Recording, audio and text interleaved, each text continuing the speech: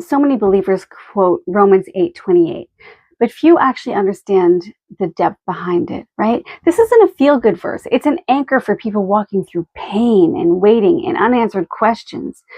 Paul isn't writing to people whose lives are easy, right? He's writing to people who are groaning and suffering and longing for redemption, right? And into that pain speaks this promise in Romans 8:28. It says, "And we know that all things work together for good to those who love God and those who are called according to his purpose," right? And this doesn't mean that everything feels good.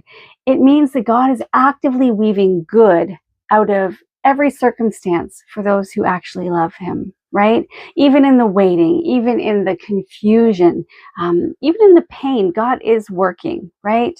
You're not forgotten. But Paul doesn't stop there. He explains the purpose behind that promise. So he goes on in Romans 8:29 and says, "For whom he foreknew, he also predestined to be conformed to the image of his Son." And this is the why behind the what, right? God's goal isn't just comfort, it's Christlikeness, right? So foreknew means that God knew you intimately before you were born. Predestined means he had a purpose for you even from the beginning, right? And that purpose is to be conformed to the image of Jesus, shaped, refined, transformed into his likeness, right? And so the good that God is working is not a random blessing. It's the deep, eternal good of becoming more like Christ, right? And then Paul shows the unbreakable chain of God's work in your life. And he says this in Romans 8:30. "Moreover, whom he predestined, these he also called. Whom he called, these he also justified. And whom he justified, these he also glorified."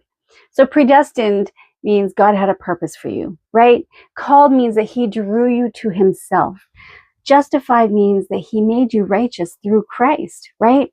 Glorified means he will finish the work and make you whole and radiant in eternity, right? And notice this, glorified is written in the past tense, right? And Paul is so confident in God's promise that he speaks of your future as if it's already done, right? And so this is the heart of Romans 8.